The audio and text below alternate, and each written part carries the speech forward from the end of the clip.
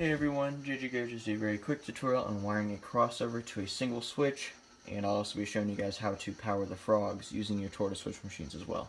So anyway, you're going to need a hefty pair of pliers for your suitcase connectors. This is to clamp them down. A pair of wire strippers, a soldering iron, needle nose pliers. We might not even use these, it's just nice to have an extra pair of small fingers. A drill. For the sake of this video, I'm just using a little hand tool, that way it's smaller in the screen. Solder, flux. I'm using 24 gauge wire, solid wire. You do not want to use stranded wire. I can't even imagine trying to use stranded wire. So if you're doing that, good luck. But I recommend, if you don't have any, go ahead and buy some wire. It's definitely worth it. Much easier. And then finally a double pull, double throw on switch. That basically means the current's either on or on. You don't want an on switch. You want on. So anyway, you'll see the purpose of that later on, but for now let's go ahead and jump right into the wiring. Alright guys, the first step in this process is we want to get our switch powered up. So before I go ahead and start here, I do want to mention when you're cutting your wires, these are going to your bus. What we're dealing with first goes from the switch to the bus. So you want to make sure your wires are long enough to reach from where you're going to have your switch at. So for me, it's going to be right here. But my bus line is where that line is right there. So I got to make sure my wires will reach my bus before we start this. Otherwise, it's going to be a pain to add on wires later. So I just thought I'd note that real quick. Alright guys, so the first thing we're going to do here is we want to strip enough wire to go across all the poles here. So right here, go ahead and mark that. Make sure you save the stripping. You'll see why in just a second here. Alright, so if it's enough to go through a little bit short, go ahead and strip a little more off here. Alright, if I can find the stripping, there it is. Alright, so what we're left is a bare wire that we're going to put through the first pole and cross it all the way over to the back one here. So let's go ahead and put this back out for a second.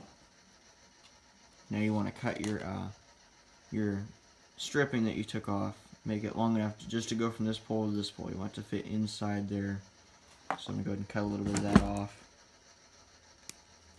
This is just to protect the wires so you don't create a massive short, because that would suck. Keep forgetting I'm doing a tutorial, doing everything just closer to me. So as you can see, it's a little bit too long. Go ahead and cut a little more of this off. This will work. Okay, so now we take the first one in. Just stick that through there for now.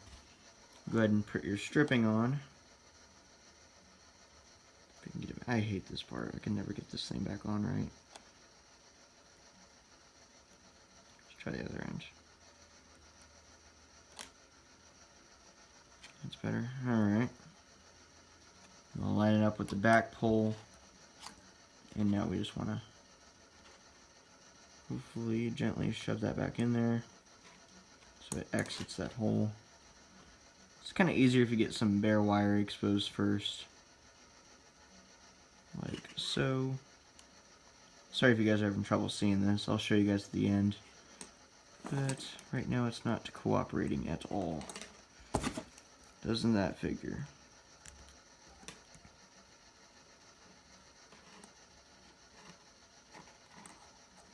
Alright, so that's almost in there. Just a second, guys, I'm sorry.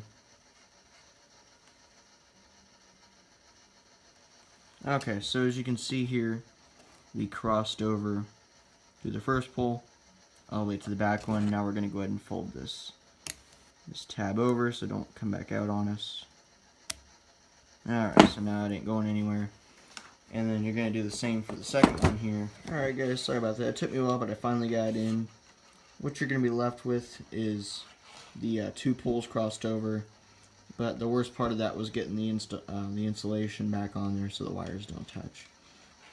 So now we can go ahead and solder these. I'm going to go ahead and get my soldering iron warmed up and we'll come back and solder all these together. This is just a quick tip, guys. If you want to increase the life of your soldering iron, wrap it in solder every time you use it. Before you turn it on, wrap it in solder. This will increase the life of your soldering iron because the first thing that heat will feel, if you want to call it that, is the solder, and that'll reduce the oxidation on it, if I remember the article I read right. So anyway, this increased the life of my last soldering iron by almost 4 months. So anyway, just thought I'd show you guys that. Alright guys, so I set up a little jig here to hold my thing still here while I solder it. I'm going to go ahead and dab a little bit of flux on each one of these tabs. It doesn't got to be a whole lot, as long as the whole thing gets soaked once you touch it with it. So that'll keep all of that clean. Even though this switch is right out of a baggie, I'm not risking it. So anyway, go ahead and solder each of the tabs, and that's honestly it. Just without bumping the camera here, this will be fun. I'm looking through a camera instead of my norm.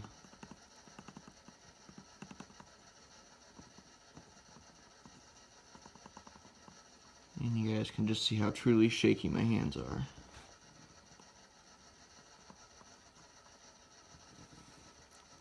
As long as the gap between the poles closes, that's what you're looking for.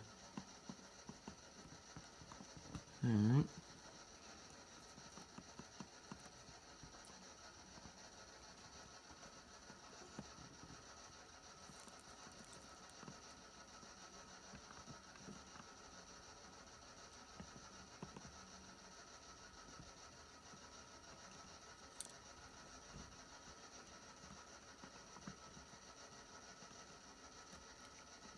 Sorry guys. Alright, so everything's soldered on. I'm going to go ahead and look at this and clean it up a little bit, just in case, but I'll show you guys the finished product here in just a second. Alright guys, so as you can see, it's not very pretty, but every pole is soldered. These wires aren't going anywhere. Now your poles are crossed over, and now we can go and do the wires running from the switch to the switch machines themselves.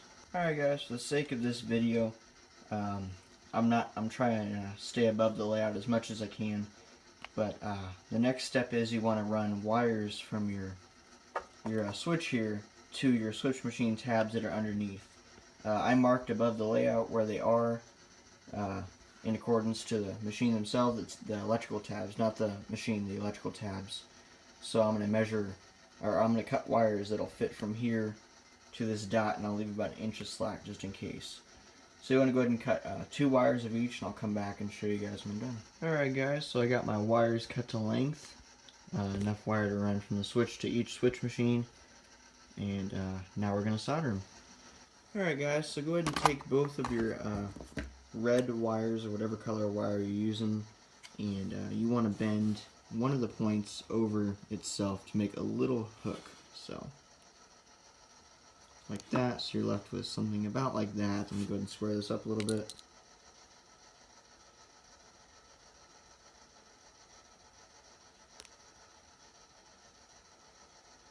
Like so. This will just make wiring later on easier. Let me crimp it down, that way soldering is easier, not wiring. Well, I guess this is wiring.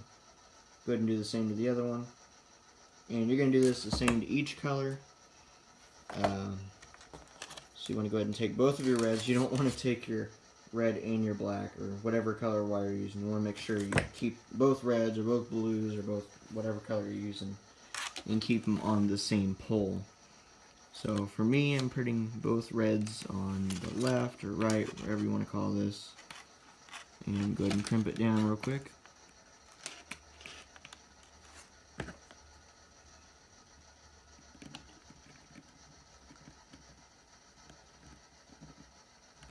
Alright, now it's in there. Now go ahead and do the same for the other one. Ooh, just flipped right over itself.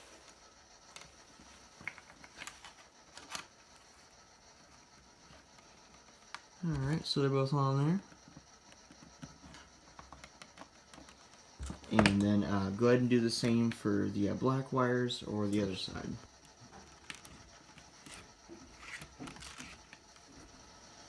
Alright guys, so I got my black wires on and my red ones on, so I'm going to go ahead and solder them to the tabs. Alright guys, so I got this mess of wires on. Now you want to separate, go ahead and basically forget your power wires are there, but the two wires you just soldered, you want to go ahead and run one of the red ones left and one of the red ones right, and the same with the black ones. So you have two for one switch machine and the other two for the other switch machine, and then your two are going to go to the bus. So let's go ahead and do that. Alright guys, so now we're going to attach the power wires. These are the two wires that are running from the top of your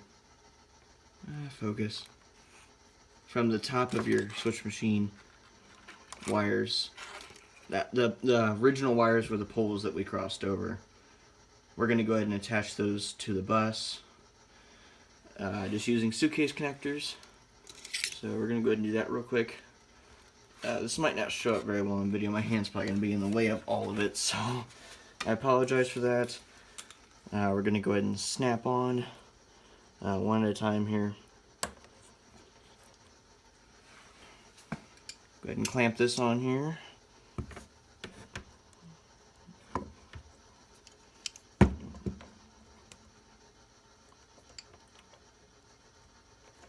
Alright. That one's on there. Let's go do the same for the other one here.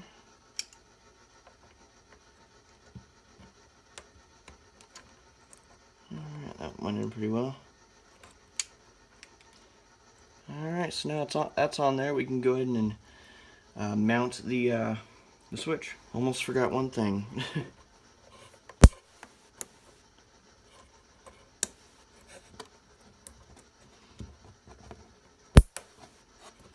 Alright, that looks better.